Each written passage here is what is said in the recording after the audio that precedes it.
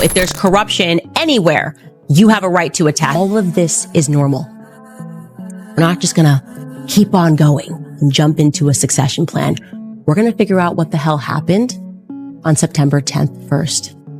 And I'm gonna tell you guys, Charlie had been investigating. They're telling some pretty obvious. Charlie wasn't the type to lose control. That's why when the people closest to him realized something had shifted, alarm bells rang immediately. He wasn't lashing out. He wasn't overreacting. He had become untouchable, a quiet, chilling distance that even strangers could feel. Something dark was gnawing at him, a secret too dangerous to share. Friends whispered about how he suddenly scrutinized every new acquaintance. Colleagues noticed the clipped conversations, the measured pauses, the way he chose each word like it could betray him. Involved in TPUSA faith and this random strand of sex and trafficking and weapons scandal that keeps happening.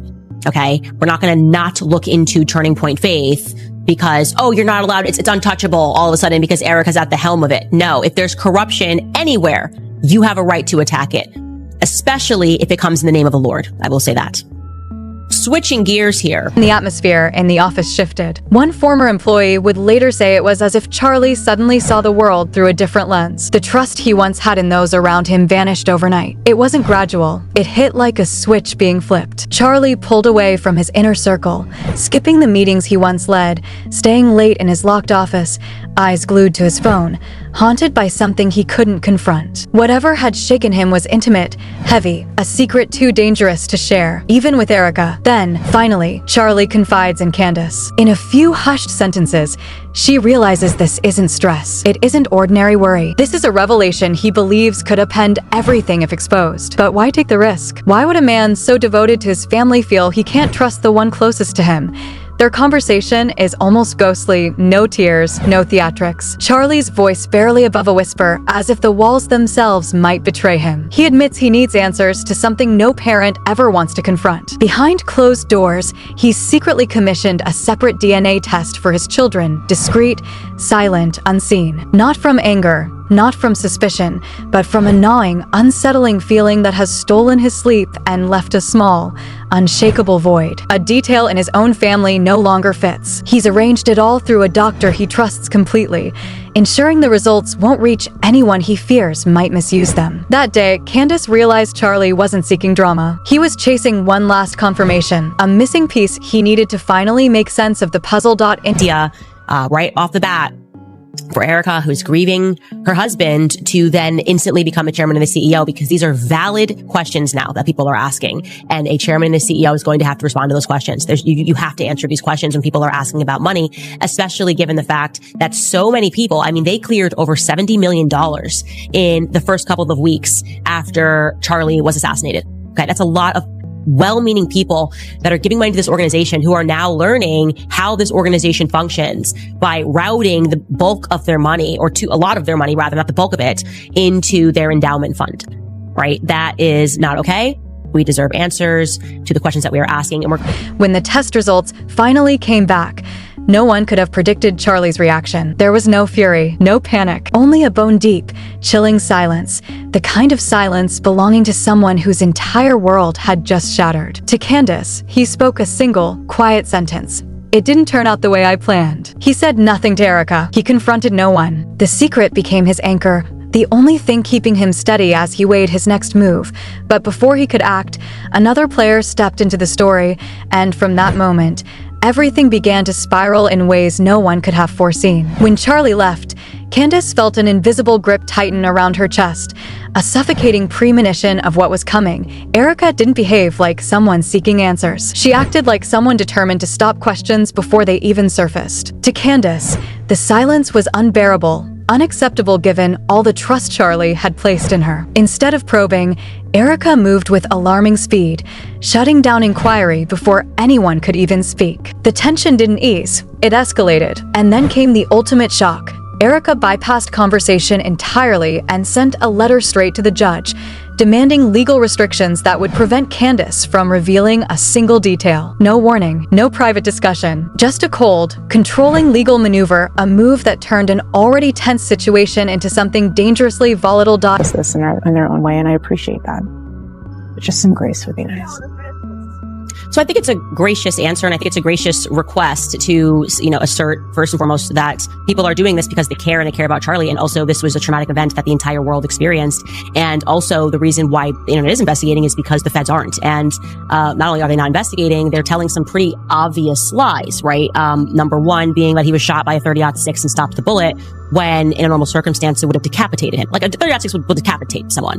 And because they've been so ridiculous and then gaslighting us by being like, you're dishonoring Charlie's legacy, people are digging their feet in the ground because it's just disrupts us spiritually to watch something like that and then be told like nothing to see here.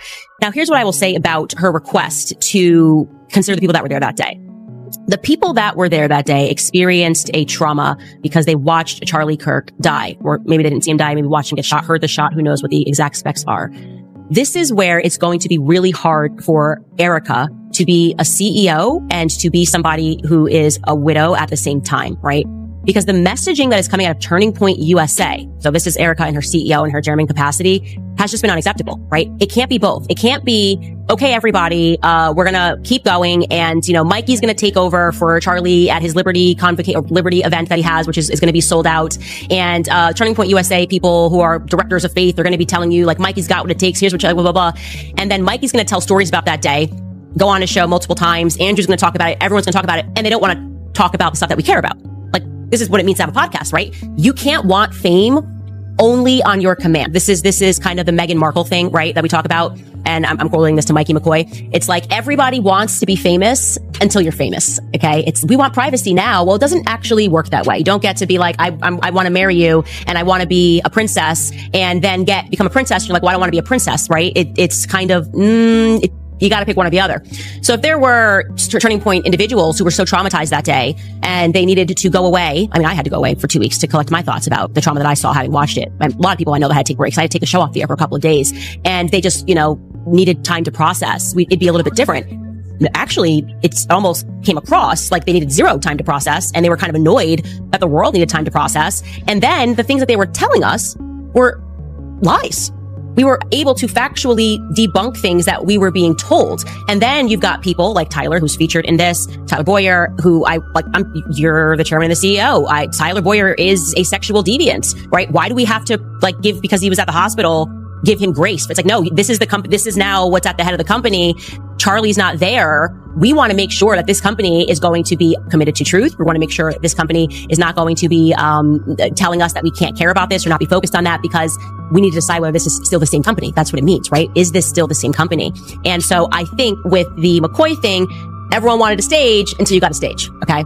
And people started going lie, right? Case in point, Alex Clark wanted to do the Wall Street Journal thing until I caught this little lie. And it's like, what are you saying this thing about Catholics? That's not true. Okay. Take the stage or don't take the stage, but it can't be in between. And then suddenly when the public turns against you, I don't want a stage anymore. That would be my response to that. And I do not have any sympathy for Rob McCoy. I have no sympathy for Mikey McCoy. I have no sympathy for Tyler Boyer. I think telling the truth is a very easy thing to do. While most people hesitated, waiting for the perfect moment to speak, Candace did the opposite. She went on air and dropped a single, loaded hint, one that suggested she knew something explosive, something capable of shaking the entire system. She didn't shout. She didn't point fingers. She didn't name names. One sentence was all it took. What I learned this past week could change everything. The effect was instant. Like a spark hitting a gas tank, the internet ignited. Every move Erika made was dissected, analyzed, replayed. Every interview, every carefully crafted statement, every fleeting glance suddenly seemed less like grief and more like meticulous image management. People began asking the unspoken questions. Why was Erika's first reaction to silence Candace? Who was she protecting and what? Then Erika stepped into the public eye in a way no one expected. Instead of retreating into the quiet shadow of grief, she emerged with commanding poise, deliberate and unshakable. At one event, she lavished praise on Mikey McCoy, Charlie's head of human resources, with such warmth and reverence that the room went silent. She repeated his name with an intensity that seemed to go far beyond professional respect. The audience remembered the man they'd seen calmly leaving the scene of the incident, phone pressed to his ear, as if he had anticipated what was coming. But the moment that went viral was her embrace of J.D. Vance during Charlie's memorial. Not for the hug itself, but for what she said immediately afterward. I am tremendously blessed tonight to introduce a very dear friend and his wife. Incredible people. I see no one will ever replace my husband, but I see echoes of him in JD, and that's why I'm honored to introduce him tonight. Please welcome Vice President JD Vance. The auditorium froze. The comparison was intimate, unnervingly close, far too soon. Was this grief or a calculated shift? A memorial or a stage for a new narrative? Online, the debate exploded. That hug, that line, became one of the story's most controversial moments. Erika's energy no longer reflected a widow in mourning. It hinted at someone moving into a new chapter, too smooth, too controlled, almost premeditated. Suspicion deepened when Erika sat down with Jesse Waters for an interview everyone expected to be raw, revealing, unguarded. Instead, she spoke with an unnerving calm, polished, rehearsed. Cameras should be allowed in the courtroom, she said, because transparency was the only way to reveal the truth. Powerful words. Cinematic. Shocking. Not for what she said, but for how she said it. Like the story was already complete, every gap filled. The community knew better. Candace watched, senses alert. Something didn't add up. Why was Erika so confident defending a story riddled with holes? Why treat questions as threats? Charlie, before his departure, had been full of doubts. And yet, Erika claimed she'd reviewed the entire case file. It was a complete picture, she insisted. The comment section erupted. If she had seen everything, why weren't the forensic reports released? Why had evidence vanished? And why did months of public scrutiny still leave an incomplete puzzle? Candace refused to stay silent. She looked straight into the camera and asked the question millions had quietly pondered. If Erika knows something doesn't add up, why defend a story that's missing pieces? That simple inquiry cracked the dam. Former staff, volunteers, collaborators, even fleeting acquaintances of Charlie began sharing fragments of a larger story, small, discreet, but crucial. Over time, the fragments formed a pattern impossible to ignore. The office had shifted from vibrant to tense overnight. Charlie had admitted feeling watched. Trust had dissolved.